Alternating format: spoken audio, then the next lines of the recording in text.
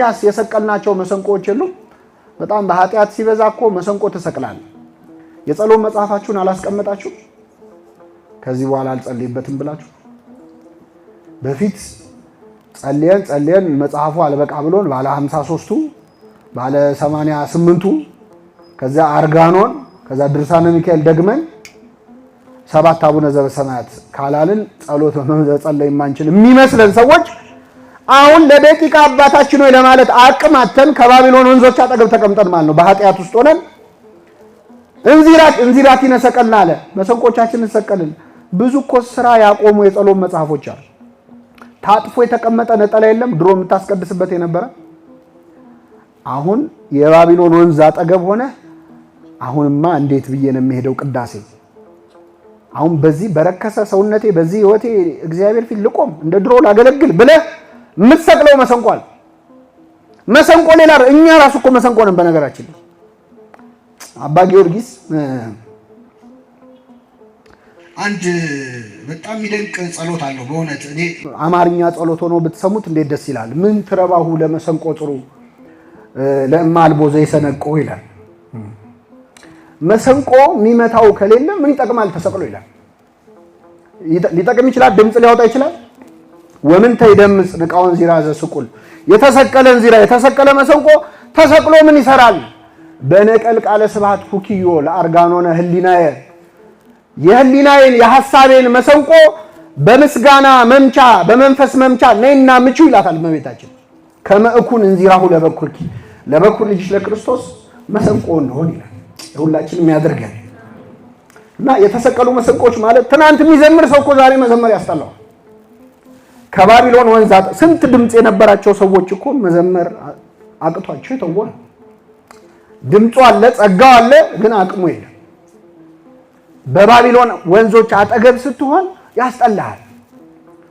ዘምሩልን አሉን ይላል። የማረኩም በዚያ ዘምሩልን አሉን ማለት ሰይጣን ያላግጥባል። በኃጢአት ከተጫወተብህ ከጣለ በኋላ አዘምርም እንዴ ይላል። ጸልይ አታስቀድስም እንዴ ዛሬ እኮ ንግስ ነው ይላል።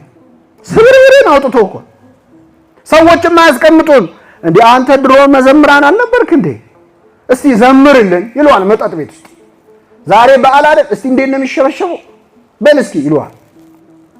እስቲ ከበሮ ምታ ይሏል። ባቢሎን አጠገብ ስትሆን የድሮን መዝሙር መዘመር አቅም እንደምታጣ አይገባቸው። የማረኩም በዚያ የዝማሬ ቃል ፈለጉብን። እንዴት በባዕድ ምድር የእግዚአብሔርን ዝማሬ ባዕድ ሆነን ከእግዚአብሔር ተለያይተን ርቀን እንዴት እንዘምራለን አለ ነብዩ እግዚአብሔር ዳዊት። ኢየሩሳሌም ሆይ ብረሳሽ ቀኜ ትርሳኝ፣ ቤተ ክርስቲያን ሆይ ብረሳሽ ቀኜ ትርሳኝ። አንቺንም አላመሰግንበት ከሆነ የበገና መደርደሪያ ቀኝ እጄ እምቢ ይበለኝ ማለት ቤተክርስቲያንን ከረሳን እኮ የዝማሬ ጸጋችን አይጠቅምም። ባላስብሽ ምላሴ ይጣበቅ ቤተክርስቲያንን የጠላን ቀን ዲዳ ብንሆን ይሻላል። ምክንያቱም ከቤተክርስቲያን ተጣልቶ አንደበት ያለው ሰው የሚናገረው ነገር ምን እንደሚሆን እናያለና በየሰው እንዴት እንደሚሳደብ እናያለን። ስለዚህ የጽዮንን ዝማሬ በዘመርክበት አፍህ ስድብ ከመሳደብ ምላስህ በተናጋሪ ቢጣበቅ ይሻላል። እና ብረሳሽ ቀኜ ትርሳኝ እንደው ሰው በቃ ታሞሽ ዲዳ ሆኖ ወይ መናገር አቅቶት ቢቀር ይሻላል ከሚሳደብ ቤተክርስቲያን። ባላስብሽ ምላሴ ከተናጋይ ይጣበቅ ከደስታዬ ሁሉ በላይ ቤተክርስቲያንን ባላስብ። አዎ በእውነት ቤተክርስቲያንን አስበን ለመመለስ ያብቃል። እንኳን ለኛ ለመላእክቱ እኮ መመለሻቸው ቀውስጦስ የተባለ መልአክ ሀብተ ክንፈ ጸጋው ሁሰቱ ወይም የመሄድ ጸጋው ተነስቶት ቤተክርስቲያን መጥቶ ነው እግዚአብሔር ይቅር ያለው። ይገርማቸዋል። መልአኩ ከሩቅ ሲያት ከሰማይ እስከ ምድር መብራት በርቶባት አየ። ዛቲ መካን ትከውነኒ አራቂተ ምስለ እግዚአብሔር። ያቺ ቦታ ከእግዚአብሔር መታረቂያ ነች። መታረቂያችን ነች ቤተክርስቲያን። እና ባላስብሽ ምላሴ ከጉሮሮ ይጣበቅ። አቤቱ በኢየሩሳሌም ቀን የኤዶምን ልጆች አስብ። ኢየሩሳሌም በፈረሰች ቀን የኤዶምን ልጆች ጎረቤት መስለው መተው ኢየሩሳሌምን ያስፈረሱትን እንዳትረሳ እግዚአብሔር ያለው። እኛን በኃጢአት እንድንፈርስ ያመቻቹ የኤዶም ልጆች እነማን ናቸው? ጎረቤት መስለው ወዳጅ መስለው እኛን ለሰይጣን አሳልፈው የሰጡ እነማን ናቸው? የትኛው አመላችን ነው? የትኛው ምኞታችን ነው? ምንውልበት ቦታ ነው? ጓደኞቻችን ናቸው? ምናነበው መጽሐፍ ነው? ምናየው ፊልም ነው? እነሱ ናቸው የኤዶም ልጆች ለሰይጣን አሳልፈው የሰጡ። አስባቸው እንደ ያስፈረሱ እነሱ ናቸው። አስባቸው እስከ መሰረቷ ድረስ አፍርሱ አፍርሱ ያሉትናል። ምግባራችን መበላሸቱ ሳይንስ ሃይማኖታችንንም እንዲፈርስ የሚታገሉትን አስባቸው። መሰረት አሚንሰ መሰረት ይት ይላል። እምነት ነች መሰረት፣ ሃይማኖት ነች። እሷንም ለመንቀል የሚታገሉትን አስባቸው ጌታ ሆይ ያለ። በመጨረሻ ምን አለ? አንቺ ወራዳ የባቢሎን ልጅ ሆይ ያለ። ወራዳ ማለት የተዋረደ ስራ የምትሰራ ይቺ ዓለም ነች ባጭሩ። ወራዳ ማለት እሷ ተዋርዳ ሌላውን ምን የምታዋ ኃጢአት ነች። ኃጢአት ነች።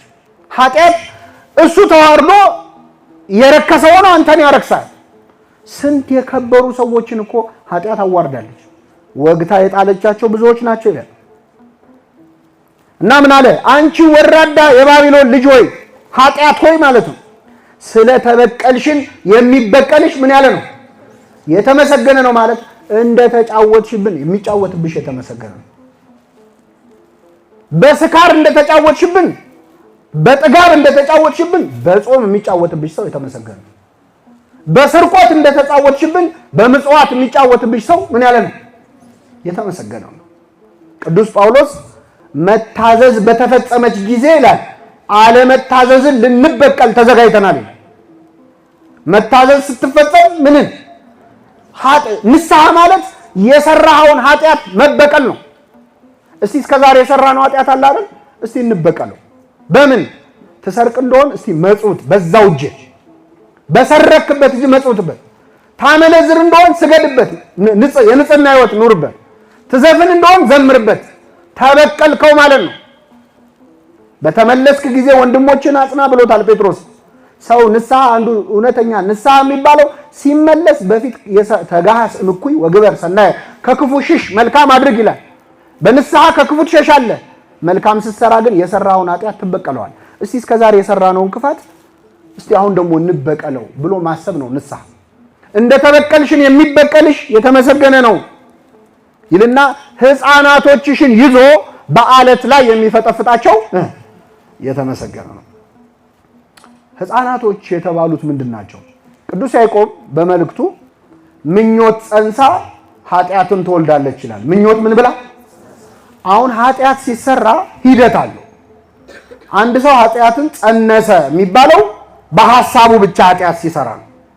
ኃጢአት ለመስራት ማሰብ ሲጀምር አሁን ኃጢአት ምን ብሏል? ተጸንሷል። ከሰራው የኃጢአት ምን ሆነ ማለት ነው? ተወለደ ማለት ነው። ደግመህ የምትሰራው ከሆነ እያሳደግከው ነው። ሕፃን ልጅ ነው። ሰሞኑን የጀመርከው ኃጢአት ካለ እሱ ሕፃን ልጅ ነው። ልትሰራ ያሰብከው ከሆነ ገና ጸንሳል፣ እርጉዝ ነህ ማለት ነው።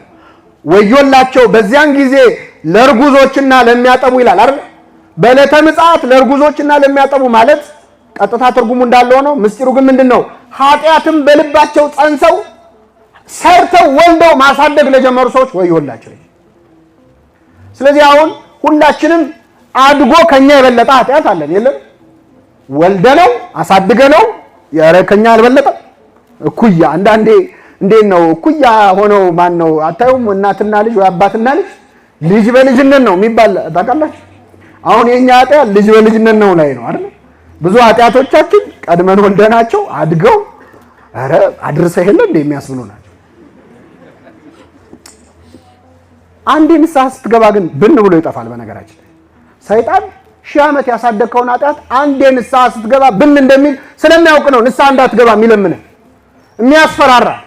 ብዙ ዓመት ያሸከመህን ሸክም በአንድ ንስሐ ይፈራረሳል። ስለዚህ ኃጢአትን አሁን መስራት የጀመረ ሰው ማለት ሕፃን ልጅ ነው።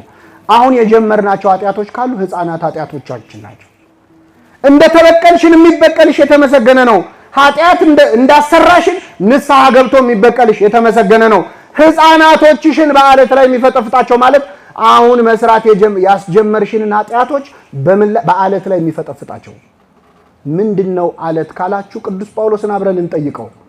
አንደኛ ቆሮንቶስ ምዕራፍ 10 ከቁጥር 1 በመንገድም ሲሄዱ ይከተላቸው ከነበረው ከዚህ አለት ጠጥተዋል፣ ያም አለት ክርስቶስ ነበረ ይላል። ያም ማለት ማን ነበር?